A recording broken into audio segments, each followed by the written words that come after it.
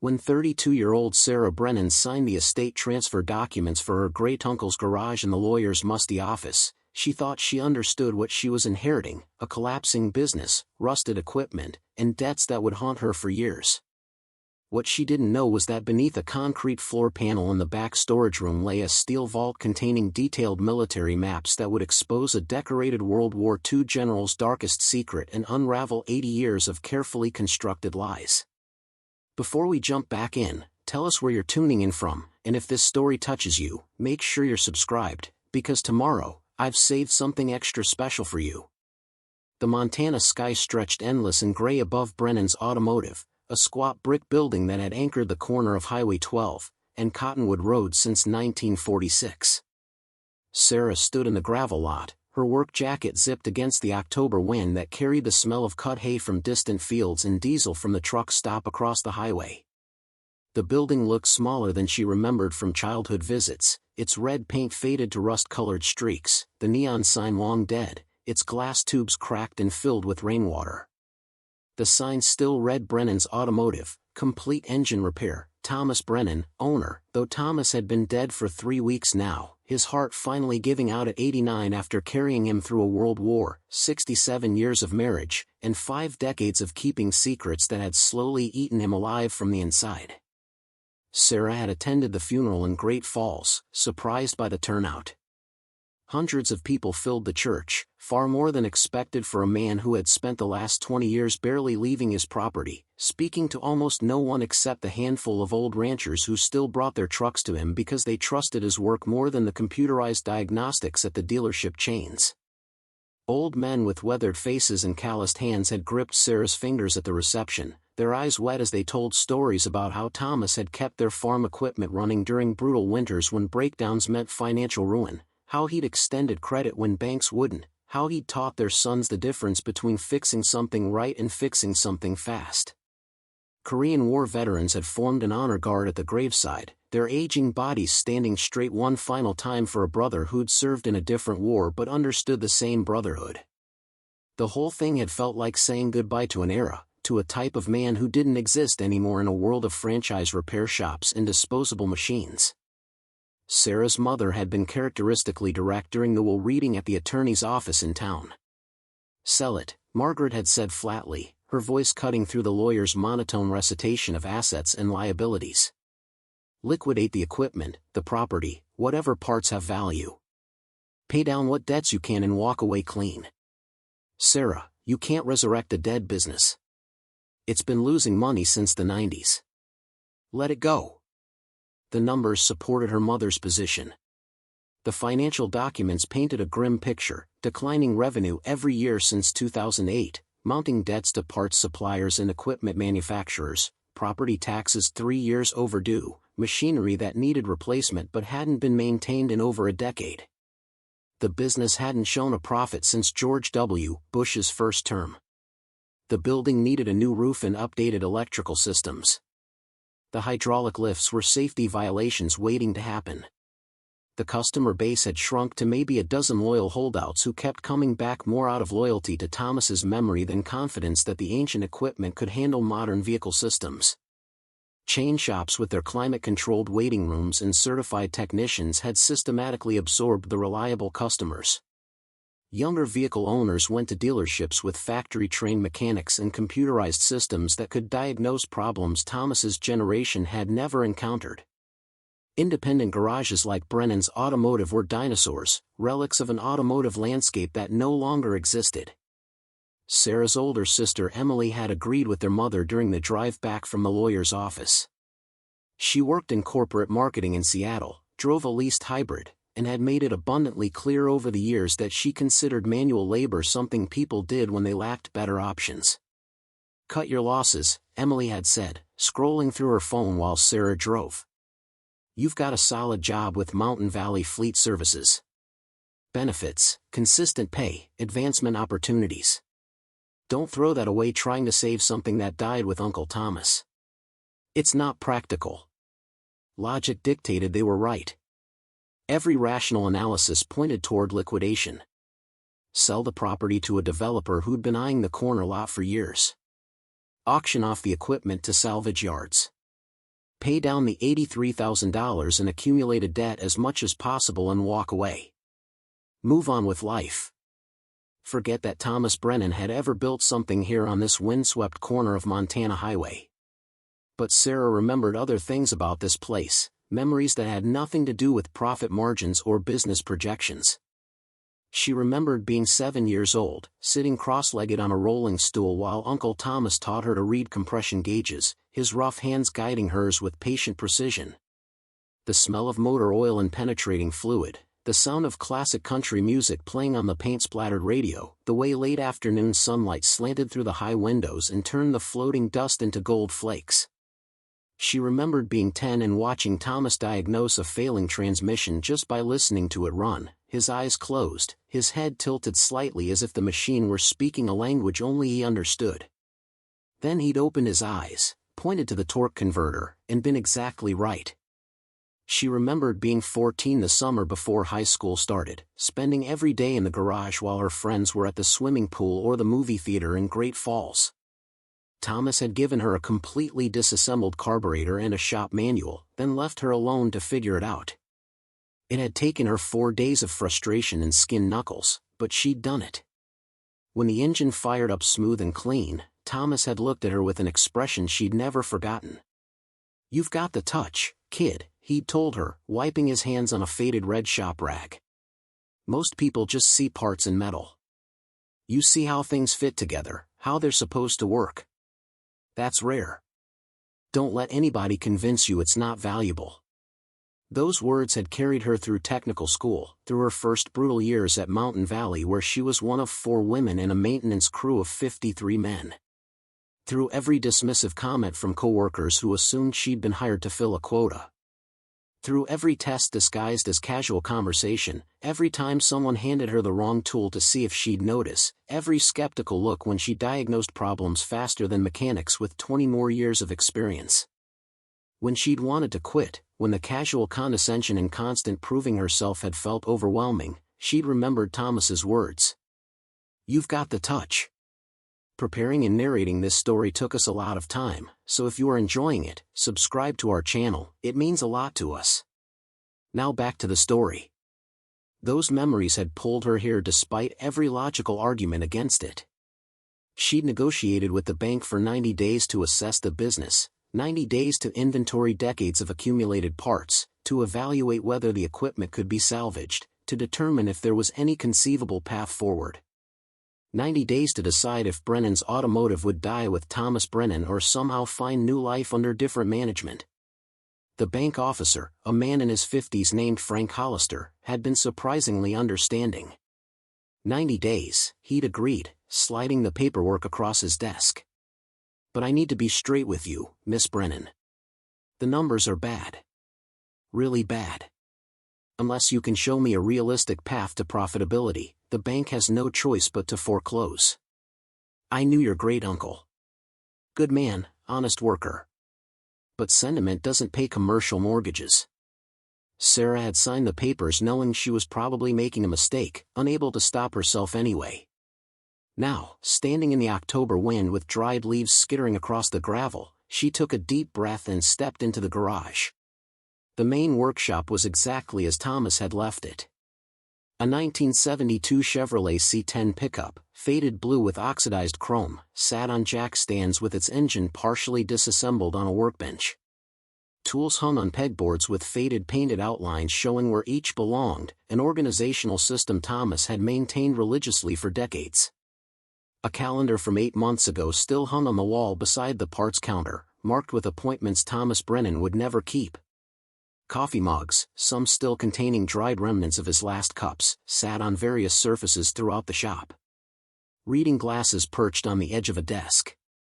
A well-worn engine rebuild manual lay open to page 212, a greasy fingerprint marking where he'd stopped reading. It was like walking into a photograph, a moment suspended in time. Sarah's throat tightened. She'd expected this to be difficult, but the reality of his absence hit harder than she'd anticipated. Every object, every tool, every oil stain on the concrete floor carried a memory, told a story about the man who'd spent most of his life in this building. She forced herself to focus. 90 days. That's all she had. She spent the first day simply walking through the space, taking inventory, making notes on her phone. The hydraulic lift in Bay 1 was functional but needed safety certification.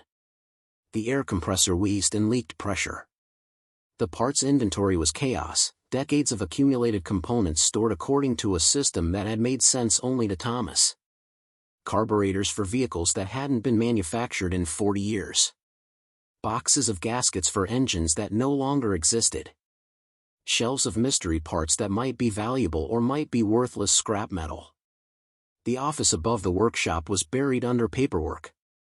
Filing cabinets lined every wall, their drawers stuffed so full they barely closed. The lawyer had mentioned that Thomas kept meticulous records. Everything's documented, he'd said. Financial statements going back to when he opened the place. Customer histories, parts inventories, service records. Your great-uncle was old school, kept everything on paper. You'll find it all up there. Sarah had expected filing cabinets full of invoices and handwritten ledgers. What she hadn't expected was the obsessive level of detail. Thomas hadn't just recorded transactions. He'd documented everything. Customer conversations. Technical problems and their solutions. Notes about weather conditions on particular repair days. Even philosophical observations about the nature of mechanical work in the changing world. It was as if he'd been creating a historical record, preserving something he knew was disappearing from the American landscape. As the afternoon wore on, Sarah began noticing something that would have been invisible to anyone who didn't know the building as intimately as she did. The floor space felt wrong. She stood in the center of the main workshop, slowly turning in a circle, trying to identify what was bothering her. The back wall seemed closer than her childhood memories suggested. She'd played in this garage for years during summer visits, had memorized every corner, every shadow, every place where the concrete had cracked or stained. She knew this building's dimensions instinctively, the way you know the layout of a childhood home even decades later. Something was off. She found a measuring tape in one of the toolboxes and began measuring. From the front entrance to the exterior back wall, 51 feet. From the front entrance to the interior back wall, only 43 feet. 8 feet of space that didn't exist on the inside of the building. Sarah stood staring at the back wall, her mind racing. The wall was covered in industrial metal shelving units, heavy-duty construction, bolted into the concrete floor and studs. The shelves were loaded with decades of automotive parts. Old starters and alternators. Brake drums and flywheels. Transmissions in various states of disassembly. Hundreds of pounds of metal and components creating what appeared to be a solid wall of storage. She pressed her hands against one of the shelving units and pushed. Despite its weight, she felt the slightest movement, a subtle give that suggested the shelf wasn't actually attached to solid wall behind it. There was hollow space back there. Sarah spent the next 4 hours unbolting and systematically moving the heavy shelving units. It was brutal work even in the October cold, her muscles screaming as she wrestled each unit away from the wall. Sweat soaked through her shirt. Her hands blistered. But she couldn't stop, driven by curiosity that had become almost compulsive. As the last major shelf unit was moved aside, Sarah found what she'd been looking for. Behind the shelves, covered in decades of grime and dust, was a steel door. Not a modern commercial door, but something that looked military in origin. Heavy-gauge steel. Reinforced edges. No handle on the outside, just a recessed lock mechanism that looked like it required a specific key. The door was painted the same industrial gray as the surrounding walls, deliberately camouflaged. Unless you were looking for it, unless you had reason to move the shelving units, you'd never know it existed. Sarah ran her fingers along the door's edges, feeling the precision of its construction. This wasn't something Thomas had installed himself. This was professional work, designed to last, designed to be secure, designed to hide something important. Her hands were shaking. In all her childhood visits, in all the countless hours she'd spent in this garage, exploring every cabinet and drawer with a child's natural curiosity, she'd never seen this door, never even suspected it existed. The question was whether Thomas had deliberately hidden it from everyone, or whether he'd simply never mentioned it because he assumed it wasn't important. Sarah had a strong feeling it was the former. She spent the rest of the afternoon and into the evening searching through Thomas's office, looking for anything that might open that door. Customer files dating back to the 1940s. Financial records documenting every transaction. Parts catalogs from manufacturers that no longer existed. Photographs showing the garage in various stages of its history. Letters from satisfied customers. Commendations from the local Chamber of Commerce. Thomas's honorable discharge papers from the Army. His World War II service medals in a wooden box. But no key that would fit that door. It was nearly 11 at night when Sarah finally found it. She'd been about to give up when she noticed that one of the filing cabinets didn't sit flush against the wall. There was a gap of perhaps 2 inches, just enough to suggest something was preventing it from sitting properly. Moving the heavy cabinet required every bit of strength she had left, but eventually she managed to shift it enough to access the wall behind. There, screwed into the wall at eye level, was a small metal box painted the same color as the wall, almost invisible unless you knew exactly where to look. Inside the box was a single key. Military issue by the looks of it, stamped with serial numbers and a date. 1946, the year Thomas had returned from the war and opened the garage. Sarah held the key in her palm, feeling its weight, studying the worn metal. This key had been used many times over many years. Thomas had accessed whatever was behind that door regularly, maintained it, kept it secret for reasons Sarah was about to discover. She descended back to the workshop, key in hand, her exhaustion forgotten in a surge of adrenaline that made her hands tremble. The garage was dark except for the single overhead light she'd left on. The shadows seemed deeper, the silence more profound. Sarah approached the hidden door, took a deep breath, and slid the key into the lock. It turned smoothly, well maintained despite its age. The mechanism disengaged with a solid click, and the heavy steel door swung inward with a pneumatic hiss that suggested the space beyond was sealed, climate-controlled, protected. Sarah felt along the interior wall and found a light switch. Fluorescent bulbs flickered to life, revealing a narrow room approximately 8 feet deep and 15 feet wide running along the entire back length of the workshop. The space was climate-controlled, she realized with growing shock. A commercial-grade dehumidifier sat in one corner, its digital display showing 42% humidity. An air filtration unit hummed softly in another corner. The temperature was significantly cooler than the workshop, probably around 60 degrees. Thomas had been running this equipment for decades, maintaining precise environmental conditions, protecting whatever was stored here. The electrical bill alone must have been substantial, a hidden cost buried in the garage's operating expenses that no one had ever questioned. Metal shelving lined both long walls from floor to ceiling, and every shelf was filled with carefully organized materials. Archival document boxes labeled and dated in Thomas's precise handwriting. Plastic bins containing what appeared to be maps and photographs. Binders full of page-protected papers. Filing boxes containing letters and official correspondence. In the center of the room sat a military footlocker, olive drab with stenciled white letters that read Corporal T. Brennan, 3rd Army. Sarah approached the footlocker slowly, almost reverently. She'd never seen this before, had never known Thomas kept his military gear. The footlocker wasn't locked. She lifted the heavy lid and the smell of old canvas and preserved paper wafted up, carrying with it the scent of a past carefully maintained. Inside, organized with the same meticulous attention Thomas had applied to everything in his life, were military maps. Dozens of them, rolled and stored in protective tubes, each labeled with locations and dates.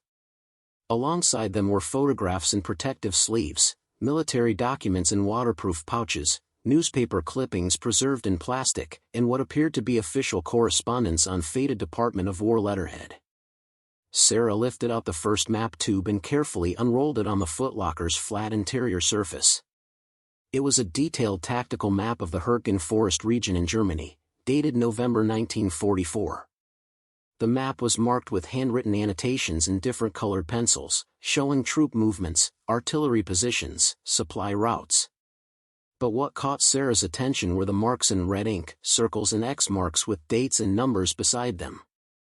Locations where something significant had happened, coordinates that Thomas had documented with obsessive precision. She pulled out another map. This one showed the Ardennes region, dated December 1944, the Battle of the Bulge. Again, the red ink annotations, marking specific locations with dates and what appeared to be casualty numbers. A third map showed the Rhine crossing in March 1945, covered in similar markings. Sarah set the maps aside and began examining the photographs. They were black and white images, grainy and faded but still clear enough to make out details. Soldiers in winter gear standing in snow-covered forests. Destroyed vehicles along muddy roads. And then photographs that made Sarah's breath catch. Images of what appeared to be mass graves. Bodies in German uniforms, but also bodies in civilian clothing. Men, women, children. Photographs of burned buildings with people lying in the streets. Images of prisoners, hands bound, faces showing visible injuries. She found a leather-bound journal beneath the photographs, its cover worn smooth from handling. Sarah opened it to the first page. The date written at the top in Thomas's handwriting read January 15, 1945. Beneath it, an inscription that made her hands tremble. If you're reading this, I'm gone. What follows is the truth about what happened in those forests. What they did. What we covered up. What I've carried for 80 years. Do with it what your conscience allows, but know that I tried to forget and couldn't. May God judge us all accordingly. Sarah's heart pounded as she turned to the next page and began reading Thomas's words from 80 years ago. They tell us we're liberators. Heroes bringing freedom to Europe. The newspapers back home print stories about our bravery, our sacrifice for democracy. Generals pin medals on our chests and tell us we're doing God's work. But what I witnessed in the Hürtgen forest, what I helped conceal under direct orders from command, that wasn't liberation. That was systematic execution of prisoners who had already surrendered. That was the deliberate targeting of civilian populations. That was murder dressed up in military necessity, and when it was over, when the evidence had been buried in frozen ground and the paperwork falsified, command made it very clear what would happen to anyone who spoke about what we'd seen. Sarah had to set the journal down for a moment, her mind reeling. She looked around the hidden room, seeing it now for what it truly was. Not just storage, but an archive. A carefully maintained collection of evidence that Thomas had preserved for 8 decades, waiting for what? The right moment? The right person? The courage he'd never quite found? She picked up the journal again and continued reading. The entries were detailed, written with the same precision Thomas had applied to engine rebuild specifications. He documented dates, times, locations, names of officers and enlisted men. He described events with brutal clarity, holding nothing back, creating a record that couldn't be dismissed as the confused memories of a traumatized veteran. And as Sarah read deeper into the journal, a name began appearing with increasing frequency. An officer who had commanded their unit during the worst of it. Major General Harrison Mitchell. Sarah's breath caught. She knew that name. Everyone knew that name. General Harrison Mitchell, recipient of 2 Distinguished Service Crosses and the Medal of Honor. The man who'd led the Third Army's breakthrough into Germany. The man whose tactical brilliance had been studied at West Point for generations. The man whose autobiography, Duty Above All, had been required reading in military academies. The man whose bronze statue stood at the National World War II Memorial in Washington. The man who'd died 15 years ago as one of the most celebrated military commanders in American history. According to Thomas's journal, Harrison Mitchell had been the officer who ordered the executions. Who had personally overseen the systematic elimination of German prisoners who command deemed too dangerous or too difficult to process. Who had authorized reprisal attacks on civilian populations in villages suspected of harboring resistance fighters.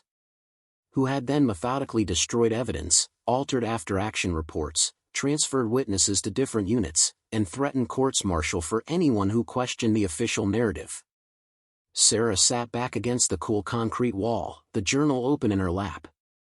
The struggling garage she'd inherited suddenly seemed like the least significant thing Thomas Brennan had left behind.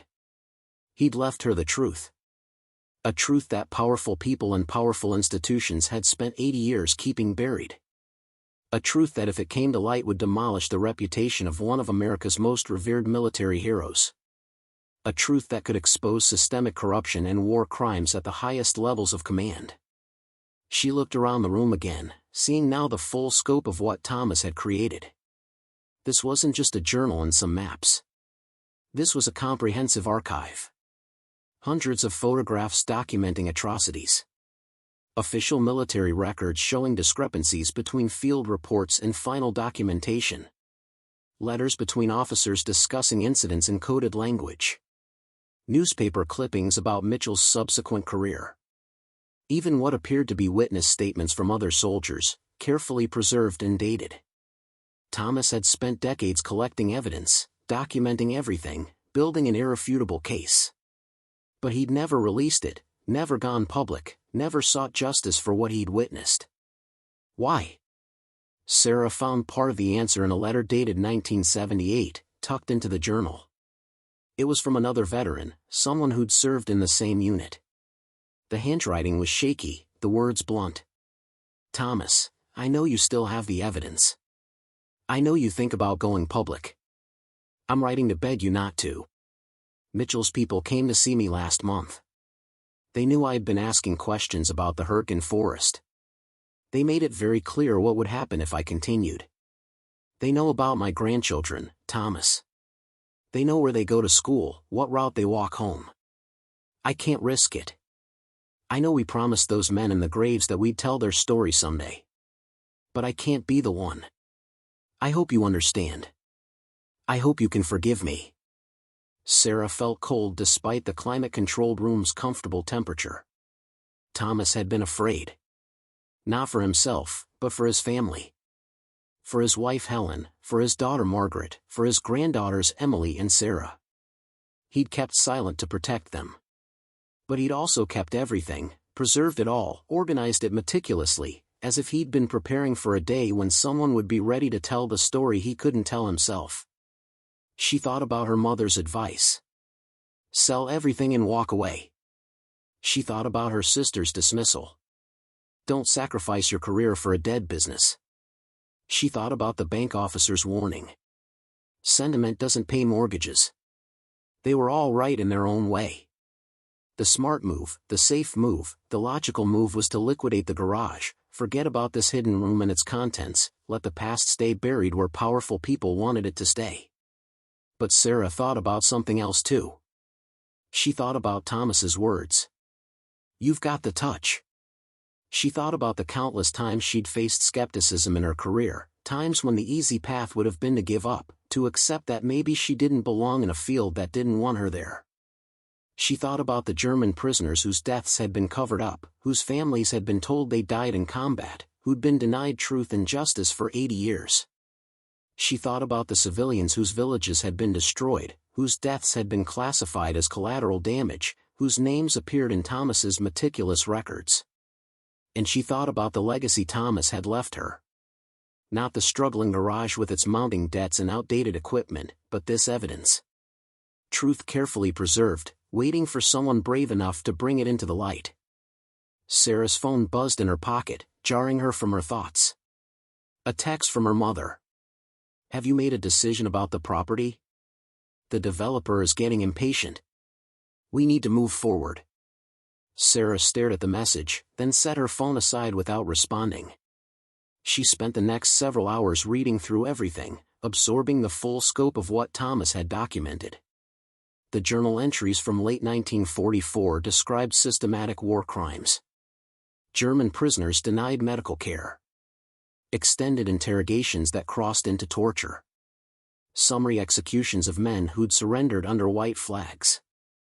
And in multiple documented cases, the deliberate targeting of civilian populations in reprisal for partisan activities.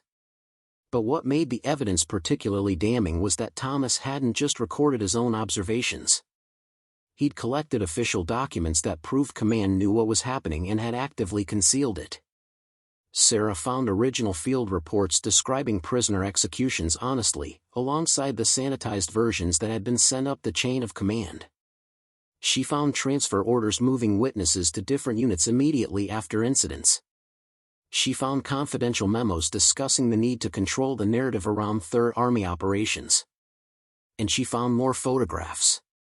Images that even 80 years later were difficult to look at. German soldiers with hands bound, kneeling in snow, moments before execution. Civilian bodies in village streets. Mass burial sites marked on maps with precise coordinates. And in several photographs, a figure that appeared repeatedly. A tall officer with distinctive features, easily identifiable even across 8 decades. Major General Harrison Mitchell, overseeing operations, standing among prisoners, present at sites that Thomas's journal documented as execution grounds. Sarah had to stop several times, overwhelmed by the brutality documented in these materials. These weren't enemy combatants killed in battle. These were prisoners of war and civilians, protected under the Geneva Conventions, systematically murdered and their deaths covered up by military command. She found evidence that the cover-up had continued for decades after the war. Thomas had documented multiple attempts by veterans to report what they'd witnessed, all of them suppressed or discredited. Congressional inquiries that had been quietly shut down.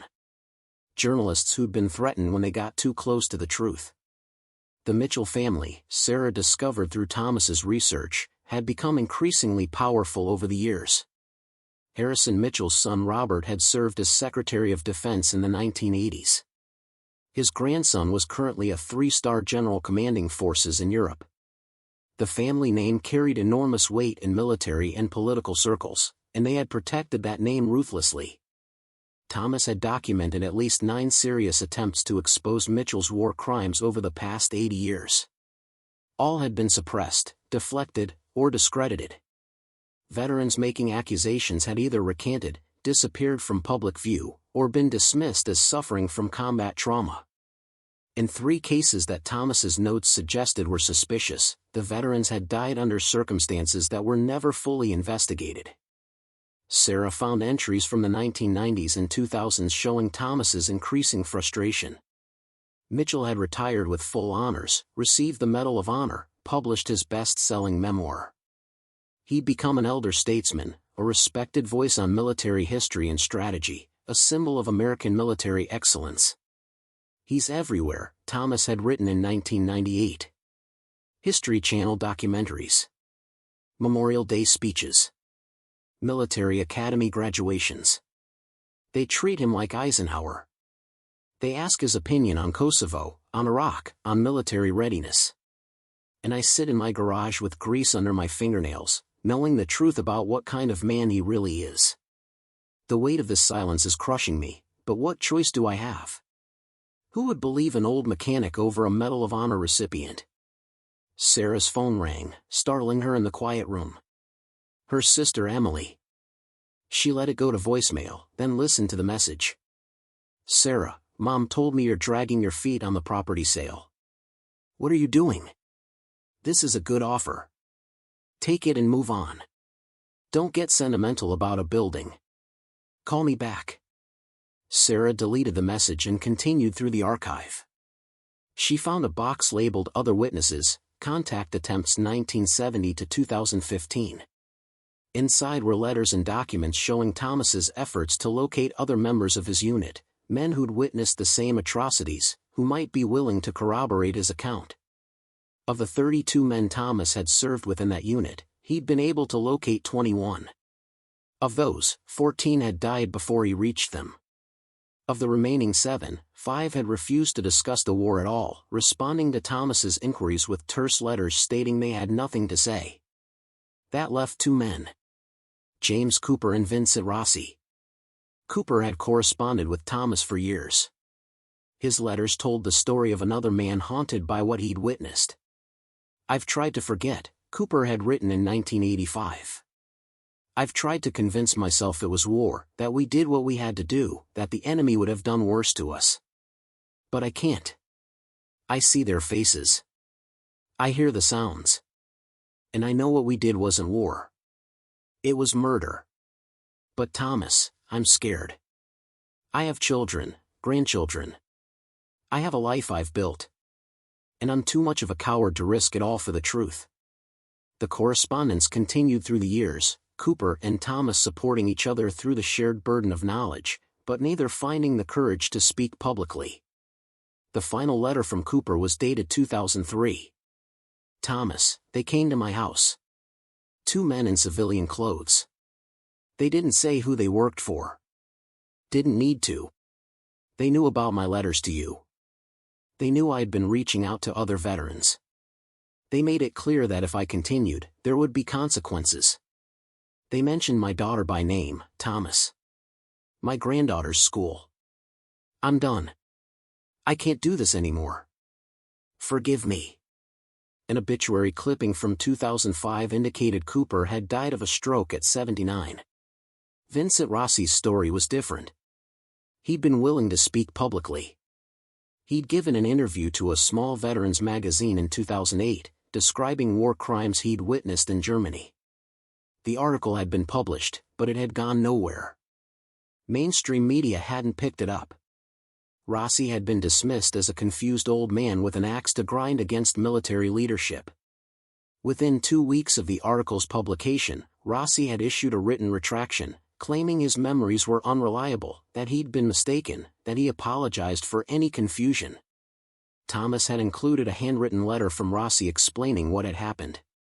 They threatened my family, Thomas. Not subtly.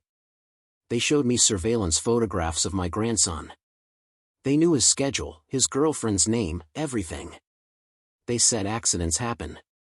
What was I supposed to do? I told the truth and they crushed me for it. I had to recant. I had to choose my family over justice for those dead prisoners. God help me, but I made that choice. Sarah set down the letter, her hands shaking with anger now rather than fear. This wasn't just about one general's crimes. This was about a system so committed to protecting its reputation that it would threaten families, suppress evidence, and rewrite history to maintain a lie. She stood, stretching muscles that had grown stiff from hours of sitting, and walked to the room's single small window, covered from the outside by the shelving units she'd moved. Through a gap, she could see the Montana night, stars visible in the clear sky above the distant mountains. Out there, the world continued its ordinary existence, completely unaware of the explosive truth hidden in this failing garage on a forgotten highway corner. Sarah pulled out her phone and began searching. Over the next 2 hours, she researched investigative journalists, military accountability organizations, documentary filmmakers. She also researched the Mitchell family.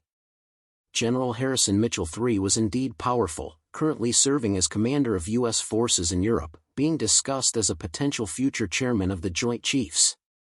The family controlled significant wealth, had connections throughout government and military circles, and had a documented history of aggressively protecting their reputation and their grandfather's legacy. Taking them on would be like declaring war on one of the most powerful military families in American history. Sarah's phone buzzed again. Her mother, this time calling. She answered. Sarah, what's going on? The developer needs an answer by Friday. We can't keep stalling. Mom, I need more time. I'm going through Uncle Thomas's records and there's something I need to understand before I make any decisions. What could possibly be in those old files that matters? It's a failing business, Sarah. Let it go. Did Uncle Thomas ever talk to you about the war? About what he did in Germany? A long pause. He never talked about the war. Not to anyone. Why? Did you know he kept records? Documents from his service? Sarah, what is this about? You're scaring me. I found something, Mom. Something Uncle Thomas kept hidden for 80 years. Something important. Another pause, longer this time. When Margaret spoke again, her voice was different. Careful. What kind of something? Evidence. Of things that happened during the war. Things that were covered up. Sarah. Her mother's voice went cold. Whatever you found, leave it alone. Thomas had his reasons for keeping things private. Respect that. Sell the property and walk away. Mom, this is about war crimes. Documented atrocities committed by. Stop. Margaret's voice was sharp now. Stop right there. I don't want to know. And you need to forget whatever you think you found. Thomas kept secrets. Fine. He's gone now. Let them stay buried with him. But the families of the people who were killed deserve nothing that costs my daughter her safety. Sarah, listen to me. If Thomas kept something hidden for 80 years, there's a reason. People don't hide things that long unless exposing them is dangerous. Walk away. Please. Sarah felt tears stinging her eyes. I can't just pretend I didn't find this. Yes, you can. You absolutely can. Sarah, I'm begging you. Sell the property. Come home. Forget about whatever you found in that garage. After her mother hung up, Sarah sat in the silence of the hidden room, surrounded by 80 years of carefully preserved truth. Thomas had protected his family by staying silent. Her mother wanted her to do the same. The smart thing, the safe thing, would be to follow that advice. But Sarah thought about the faces in the photographs. The names in Thomas's journal. The prisoners who'd surrendered and been executed anyway. The civilians who'd died in reprisal attacks. All of them denied justice for 80 years because speaking the truth was too dangerous. She carefully closed the journal and stood.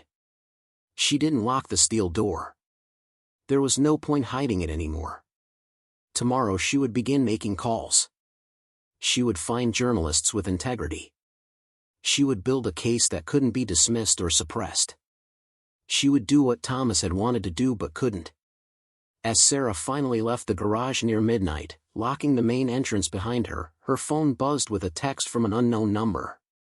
Whatever you're planning, stop now. Walk away while you still can. This is your only warning. Sarah stared at the message for a long moment, then deleted it. She'd made her choice. Let them come. The next morning arrived cold and clear, the Montana sky stretching pale blue above the mountains. Sarah had managed maybe 3 hours of sleep, her mind churning through everything she'd read in Thomas's journal, replaying her mother's desperate plea to walk away, feeling the weight of 80 years of silence pressing down on her shoulders. She arrived at Brennan's Automotive just after sunrise, the frost on the gravel lot crunching under her boots. The garage looked different now, transformed by knowledge. It wasn't just a failing business anymore. It was a monument to one man's conscience, a repository of truth that Thomas Brennan had maintained for 8 decades, waiting for someone brave enough or foolish enough to bring it into the light. Sarah made coffee in the small break room using Thomas's ancient percolator, the familiar gurgling and hissing somehow comforting. She sat at his desk in the office, surrounded by decades of meticulously kept records, and began making calls. The first was to Marcus Webb, an investigative journalist with the National Standard who'd broken major stories about Abu Ghraib and military contractor fraud. His assistant answered, professional but guarded. I need to speak with Mr. Webb about a story, Sarah said, keeping her voice steady. It concerns documented war crimes from World War II that were systematically covered up by U.S. military command for 80 years. There was a pause, then the sound of typing. Can you hold, please? 3 minutes later, a man's voice came on the line, sharp and skeptical. This is Marcus Webb. My assistant says you have information about World War II war crimes. What kind of information are we talking about? Sarah took a breath. My great-uncle served in the Third Army from 1944 to 1945. He was part of a unit that operated in the Hurtgen Forest and the Ardennes under the command of Major General Harrison Mitchell. Over the course of 18 months, he documented systematic execution of prisoners of war, reprisal attacks on civilian populations, and a subsequent cover-up that extended to the highest levels of military command. He kept everything. Contemporary journal entries, photographs, original military documents showing falsified reports, witness statements from other soldiers, independent corroboration from multiple sources. Silence on the other end, then Webb's voice came back harder. Mississippi. Brennan. Sarah Brennan. Miss Brennan, those are extraordinary claims. General Harrison Mitchell is an American hero. Medal of Honor recipient. His tactical innovations are still taught at West Point. What you're describing would constitute some of the most serious war crimes in American military history. What kind of documentation are we actually talking about? A comprehensive archive. My great-uncle spent 80 years collecting evidence. He has maps with coordinates of mass graves. Photographs taken during the events. Field reports that were altered before being sent to command. Letters between officers discussing how to manage the narrative. Testimony from witnesses who were threatened into silence. Everything cross-referenced, dated, organized. It's not speculation or faded memories. It's a prosecutable case. Another pause, longer this time. Where are you located? Copper Ridge, Montana. I can be there tomorrow morning. But Miss Brennan, I need to be very clear about something. If you're wasting my time, if this turns out to be conspiracy theories or misunderstood history, I won't be kind in my assessment. And if this is some kind of setup or hoax, I will expose that too. It's not. I have everything I'm claiming. More, actually. Then I'll see you tomorrow at 9. Don't contact anyone else about this. Don't make copies. Don't post anything online. Just sit tight until I get there. After hanging up, Sarah felt both relief and terror. She'd taken the first real step toward exposing the truth, but she'd also just painted a target on herself that would only grow brighter as word spread that she was talking to journalists. Around noon, a pickup truck pulled into the lot. Sarah tensed, but relaxed when she recognized the driver. Frank Hollister, the bank officer who'd given her 90 days. He climbed out slowly, a man in his late 50s with weathered hands and kind eyes. Miss Brennan, he said, removing his hat as he entered the garage. Hope I'm not interrupting. Just going through inventory, Sarah said carefully. I wanted to check in, see how things are going. Unofficially, I mean. The bank doesn't need an update yet, but I thought I'd see if you needed anything. Your great-uncle was a good man. If there's any way to help you save this place, I'd like to try. Sarah studied him, weighing how much to say. Frank had known Thomas for decades. He'd extended the 90-day grace period when bank policy said he shouldn't have. Maybe he could be trusted. Mr. Hollister, did my great-uncle ever talk to you about the war? Frank's expression shifted, became more guarded. Thomas? No. He never talked about the war to anyone that I know of. Why do you ask? I found something. Records he kept. About things that happened in Germany. Frank was quiet for a long moment, his eyes searching Sarah's face. What kind of things? Things that powerful people have spent 80 years keeping buried. The bank officer's jaw tightened. He looked around the garage, then back at Sarah. Miss Brennan, about 5 years ago, Thomas asked me a hypothetical question. He asked what would happen to this property if something happened to him, who would inherit it, what the legal process would look like. At the time, I thought he was just being practical, getting his affairs in order. But now I wonder if he was making sure the right person would end up with the place. What do you mean? Your sister Emily was listed as primary beneficiary on his will for years. But about 6 years ago, Thomas changed it. Put you first. When I asked him why, he said you were the only one who understood what it meant to fix things that were broken. I didn't know what he meant then. I think I'm starting to understand now. Sarah felt tears threatening. He left me more than a garage. I suspect he did. Frank pulled an envelope from his jacket pocket. This came to the bank 3 weeks ago, right after Thomas passed. He'd left instructions that if anything happened to him, I was to give this to whoever inherited the property. I was going to wait until you made a decision about the sale, but something tells me you should have it now. The envelope was addressed to Sarah in Thomas's handwriting. She opened it with shaking hands. Inside was a single sheet of paper. Sarah, if you're reading this, you found the archive. That means you're curious enough and stubborn enough to look beyond the obvious, which are qualities you'll need for what comes next. I've spent 80 years carrying the weight of what I witnessed in those German forests. 80 years protecting my family from the consequences of truth. Your grandmother knew some of it, but not everything. I never told your mother because I didn't want to burden her with knowledge that could destroy her life. But I couldn't bring myself to destroy the evidence either. Those men who died in unmarked graves deserve to have their stories told. Their families deserve truth.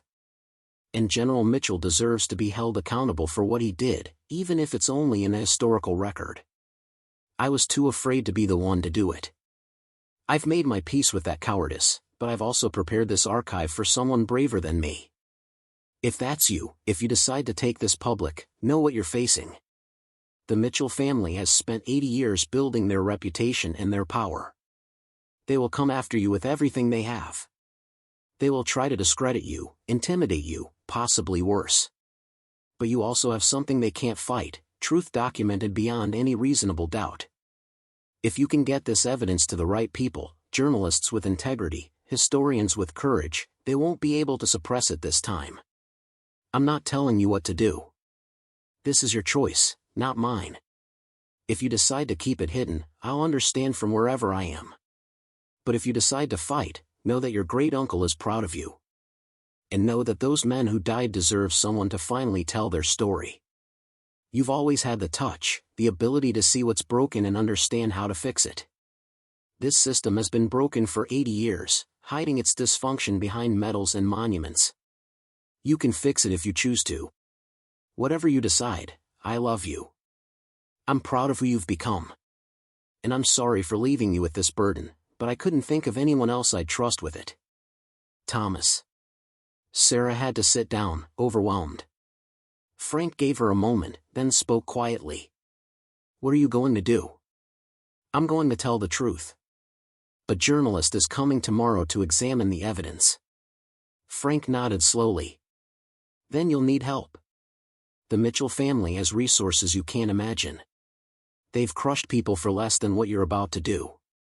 I know. My mother already called begging me to walk away. Your mother's scared. She has good reason to be. But Thomas didn't preserve that archive for 80 years just to have it stay buried. Frank pulled out a business card. This is my nephew. He's a civil rights attorney in Billings, handles whistleblower cases. Call him today. You're going to need legal protection before that journalist arrives. Over the next 24 hours, Sarah worked with an intensity she hadn't known she possessed. Frank's nephew, David Hollister, drove down from Billings that afternoon and spent 6 hours reviewing the archive. His expression grew grimmer with each document he examined. This is legitimate, he said finally, sitting back in the hidden room surrounded by 80 years of evidence. This is airtight, documented, cross-referenced. The Mitchell family is going to fight like hell to suppress this, but they can't. The evidence is too strong. We'll need to move carefully though. Get everything digitized, backed up to multiple secure locations. Prepare a comprehensive summary for the journalist. And you need to understand that once this goes public, your life changes forever. I understand. I'm not sure you do. They'll investigate every aspect of your life. Every mistake you've made, every person you've dated, every financial transaction.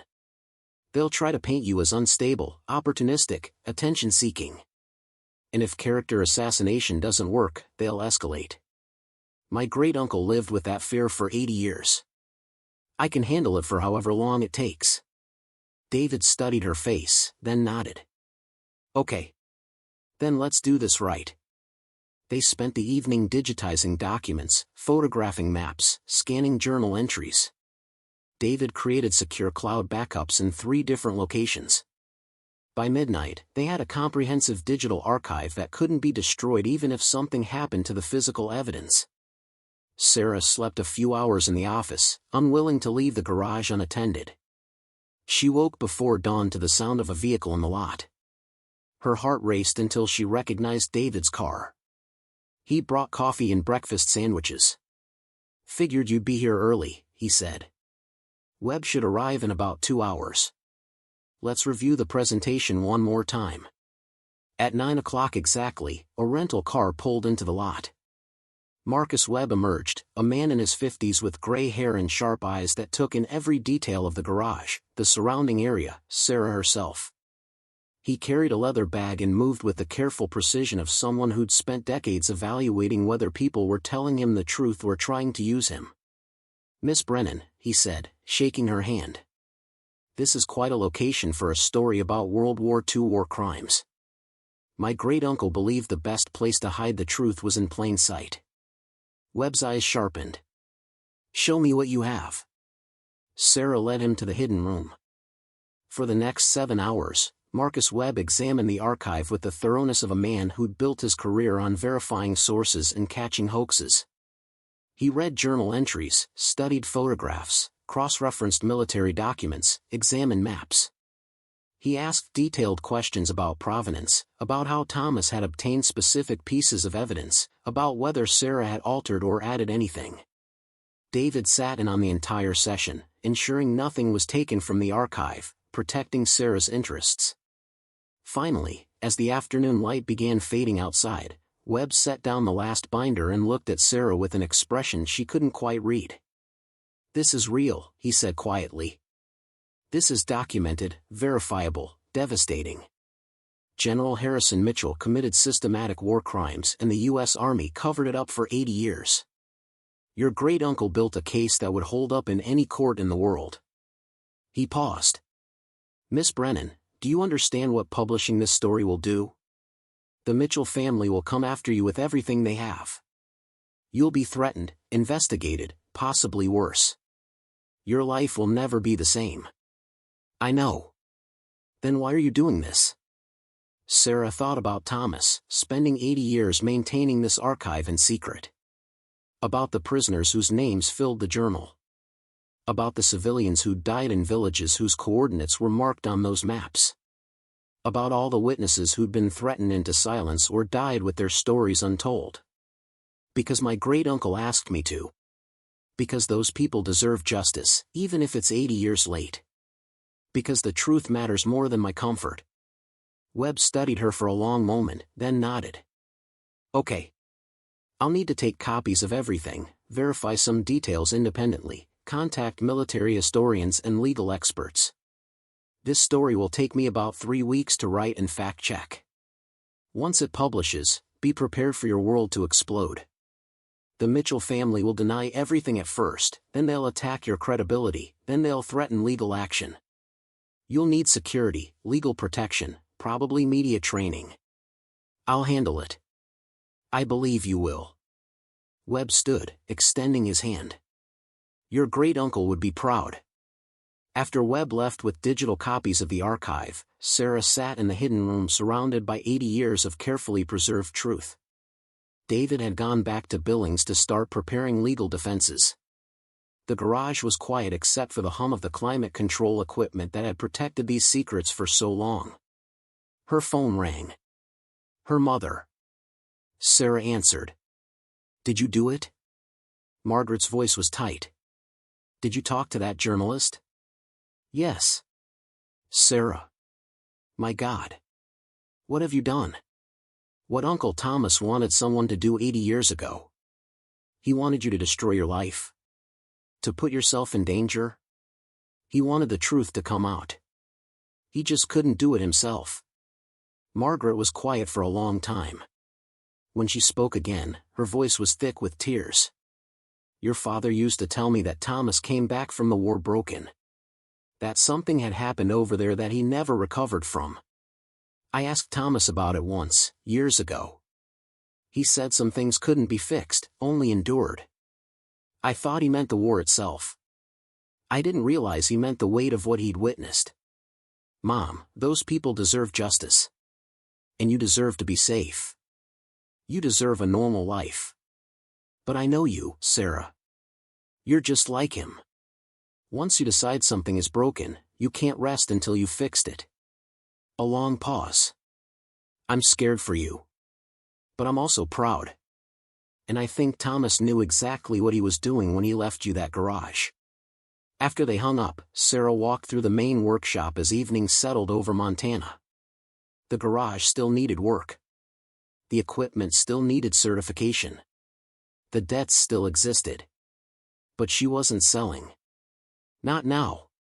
Maybe not ever. This place had been Thomas's cover story, his reason for existing in the world while he maintained his real purpose in that hidden room. Now it was hers. 3 weeks later, the story broke. The National Standard published Marcus Webb's investigation across 16 pages, with photographs, documents, and testimony that left no room for doubt. The response was immediate and explosive. The Mitchell family issued fierce denials. Military historians weighed in. Veterans organizations divided between those demanding accountability and those defending General Mitchell's legacy. The Department of Defense announced a formal review. Sarah's phone rang constantly. News crews showed up at the garage. Lawyers representing the Mitchell family sent threatening letters. But David and his firm handled the legal attacks. The evidence held strong. Other witnesses, emboldened by Sarah's courage, began coming forward with their own stories. The historical record began to shift, slowly but irreversibly. Standing in the garage 6 months later, Sarah watched the spring sun slant through the high windows the way it had during her childhood visits. She'd hired 2 mechanics, both young women fresh out of technical school who reminded her of herself at that age.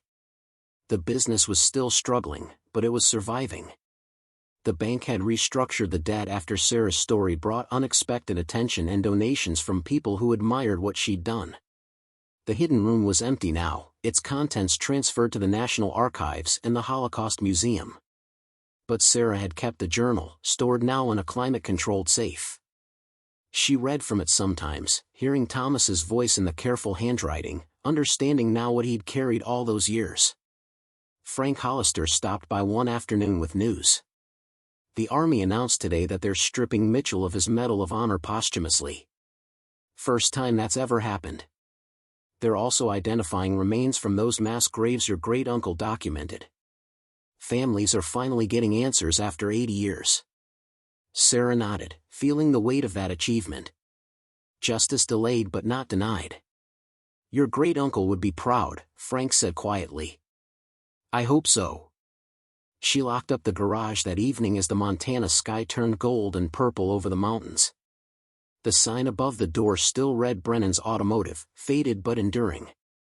The land stretched out around her, holding its secrets and its stories, remembering everything that had happened here. Sarah thought about Thomas, about the choice he'd made to stay silent and the choice he'd enabled her to make 80 years later. About legacy and courage in the long shadow of truth. About how some things stay broken for generations until someone finally has the strength to fix them. She climbed into her truck, the engine turning over smooth and strong, and drove home through the gathering darkness, knowing that the garage would still be there tomorrow, still holding its place on that corner of highway, still bearing witness to what one man had preserved and what one woman had finally brought into the light. 2 years passed like seasons over Montana, each one marking its changes on the land and the people who worked it. The garage stood solid on its corner of Highway 12, its brick walls holding strong against winter winds and summer heat, the sign above the door repainted now in fresh red and gold that caught the morning sun. Sarah had kept Thomas's original lettering, adding only a small line beneath it that read EST 1946, carrying forward. The business had stabilized in ways Sarah hadn't dared hope for during those first terrible months. The publicity from exposing the Mitchell cover-up had brought unexpected attention, not all of it welcome but some of it transformative. Veterans organizations had reached out, offering support. A foundation dedicated to military accountability had provided a grant to update the garage's equipment. Young mechanics, drawn by Sarah's story of standing against power and corruption, had sent applications from across the country wanting to work somewhere that represented something more than just oil changes and brake jobs. Sarah had hired carefully, building a small team of 5 mechanics, 3 of them women who understood what it meant to prove yourself in a field that didn't always want you there. The garage had become something Thomas might not have imagined but would have recognized, a place where honest work met principled living, where fixing engines was just the surface of what they were really doing. The legal battles with the Mitchell family had finally settled 6 months ago. 3 separate lawsuits alleging defamation, theft of military property, and emotional distress had all been dismissed. The family's lawyers had fought hard, but the evidence had been too strong, too well documented, too independently verified.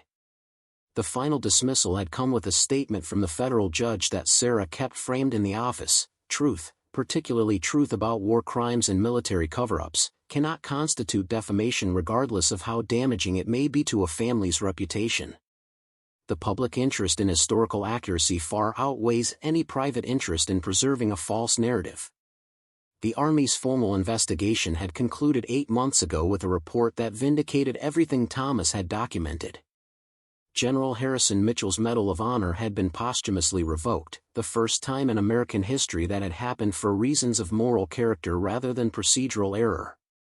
His name had been removed from the military base that had honored him for 40 years. His statue at the National World War II Memorial had been relocated to a military museum with updated context explaining both his tactical achievements and his documented war crimes. More importantly, the remains from the mass graves Thomas had mapped with such precision were being identified through modern forensic techniques. 73 bodies had been recovered so far.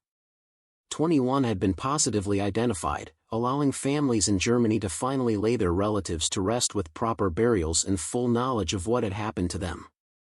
The German government had sent Sarah a formal letter of thanks, calling Thomas's archive an act of conscience that transcended national boundaries and honored the humanity of all victims of war. Sarah's mother had come around slowly, reluctantly, driven more by maternal protectiveness than agreement with Sarah's choices. Margaret had visited the garage 3 months ago, the first time she'd been there since Thomas's funeral. She'd walked through the workshop, run her fingers along the workbenches Thomas had built, stood for a long time in front of the hidden room where the archive had been stored. "I was so angry at you," Margaret had said quietly, not looking at Sarah. "I thought you were throwing away your safety, your future, everything that mattered. I thought you were being reckless and stubborn." "I was being both those things," Sarah had admitted. "But you were also being brave. Like Dad was trying to be and couldn't quite manage." Margaret had turned then, tears on her face. "He used to have nightmares. Did you know that? Even 60 years after the war ended, he'd wake up screaming sometimes. Your grandmother would hold him and tell me in the morning that Dad had just had a bad dream. But I knew it was more than that. I knew something had broken in him that never healed. He was carrying the weight of what he'd witnessed. And the guilt of staying silent about it. I wish he could have told someone. I wish he could have found peace before he died. He found the next best thing. He preserved everything so someone else could tell the truth he couldn't tell himself. That took its own kind of courage." Margaret had nodded, wiping her eyes. "I'm sorry I wasn't more supportive. I was scared for you. I'm still scared. But I'm also proud." Emily had remained distant, communicating primarily through terse text messages and avoiding any discussion of the garage or the archive. Sarah had made peace with that. Not everyone could understand why some truths mattered more than personal safety or family comfort. Emily had her life in Seattle, her marketing career, her carefully curated existence that didn't include rusty tools and moral complications. That was fine. The world needed people who could build normal lives as much as it needed people who couldn't let injustice stand. Frank Hollister had become something like family, stopping by the garage twice a week to check on things, to offer quiet encouragement, to share stories about Thomas that Sarah had never heard. He'd been there the day the first family member of a victim came to Montana to meet Sarah in person, a German woman in her 70s named Greta Hoffman whose grandfather had been among the prisoners executed in the Hurtgen forest. Greta had stood in the garage crying, holding Sarah's hands, speaking in accented English thick with emotion. "For 75 years my family believed my grandfather died in combat. Honorable death fighting for his country, even though his country's cause was evil. But we knew he was a good man who had been conscripted, who had surrendered when he had the chance because he did not believe in the war. We thought he died quickly in battle. We did not know he survived combat only to be murdered after surrendering. We did not know his death was covered up by the army that was supposed to protect prisoners. Your great-uncle's records gave us truth. That is a gift beyond price. Sarah had given Greta copies of the journal entries about her grandfather, photographs Thomas had taken, the map coordinates where the burial site had been located. Watching Greta read Thomas's words about her grandfather's final days, seeing her trace the faded photographs with trembling fingers, Sarah had understood fully why Thomas had kept everything, why he'd maintained the archive for 80 years despite the fear and the isolation and the crushing weight of secrets. Some truths were too important to die with the people who witnessed them. The garage had become a kind of pilgrimage site, though Sarah discouraged that characterization. Journalists still came occasionally, requesting interviews on anniversaries of the story breaking.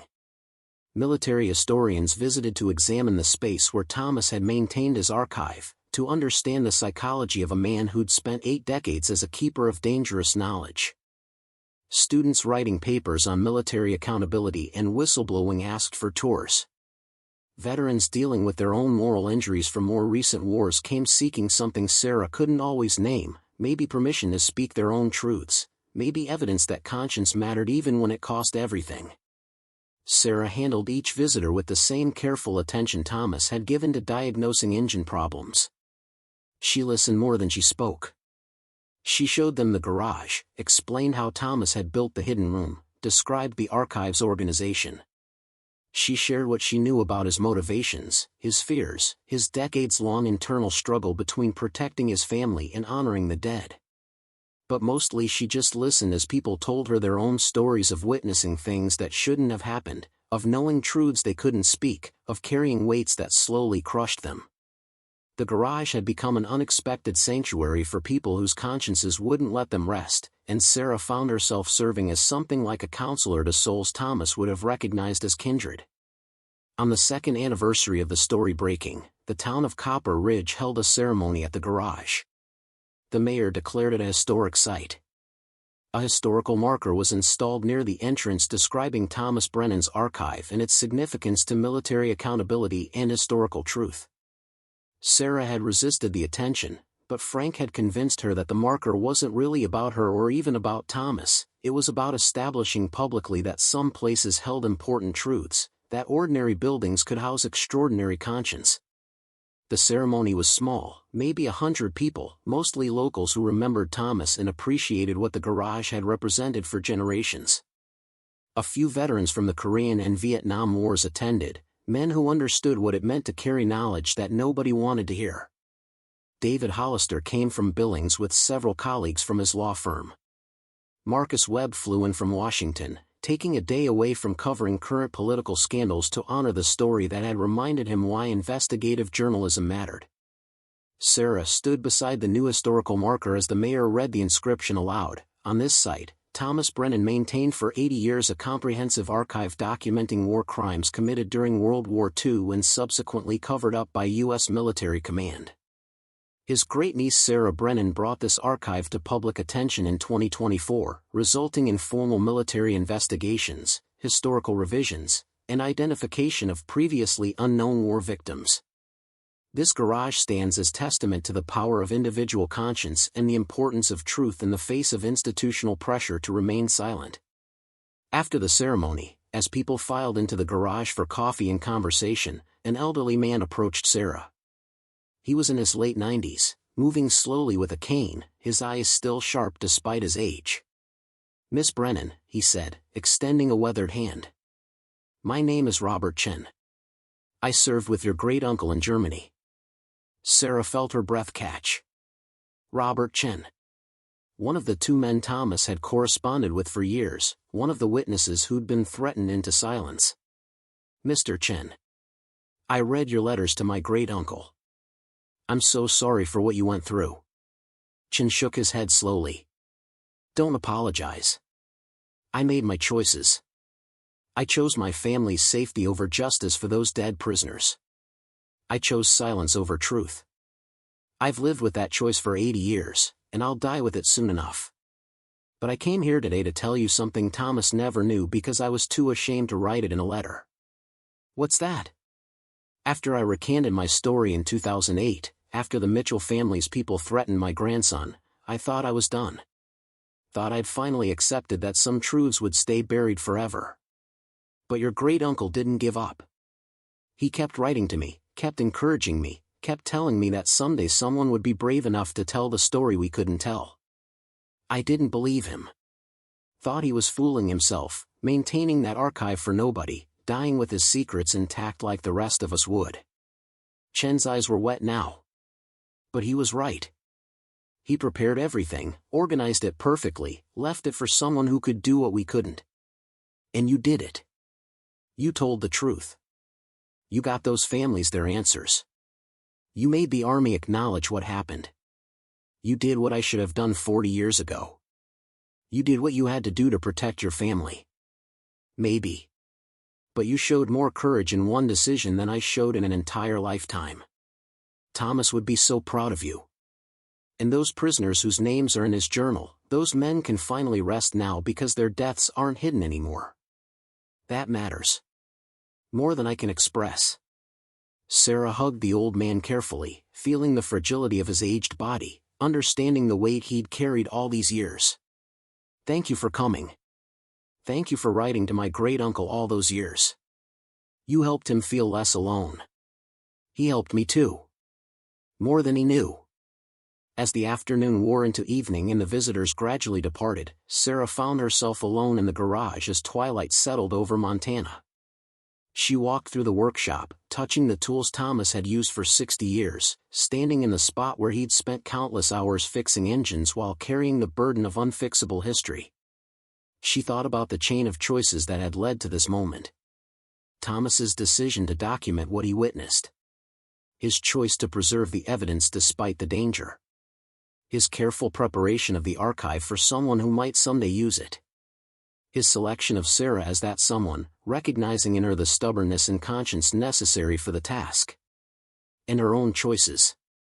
To investigate the hidden room. To read the journal. To contact Marcus Webb.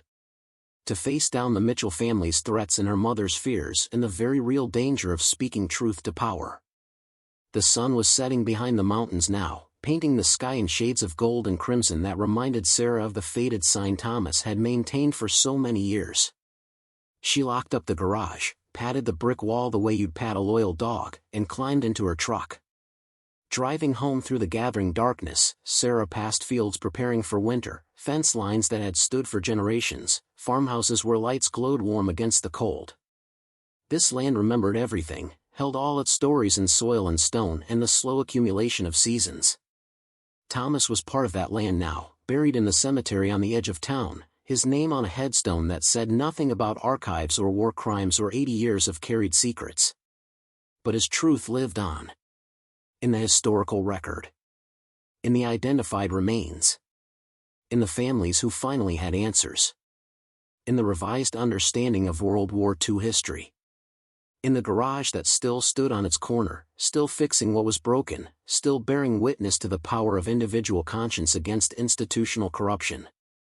Sarah pulled into her driveway, killed the engine, sat for a moment in the truck's cab watching stars emerge in the darkening sky. Tomorrow she'd return to the garage, work on the backlog of repairs, manage the small business Thomas had built, continue the ordinary work of keeping machines running. But she'd do it knowing that sometimes the most ordinary places held the most extraordinary truths, and sometimes the most powerful act was simply refusing to let important things stay buried. The wind carried the scent of approaching winter, of dried grass and distant snow, of land settling into rest before spring's renewal.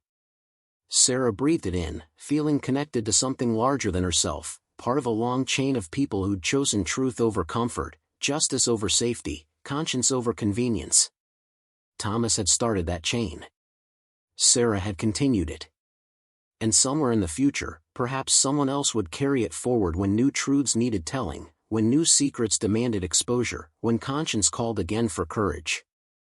The land would remember. The land always remembered.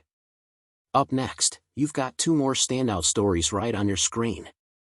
If this one hit the mark, you won't want to pass these up. Just click and check them out. And don't forget to subscribe and turn on the notification bell so you don't miss any upload from us.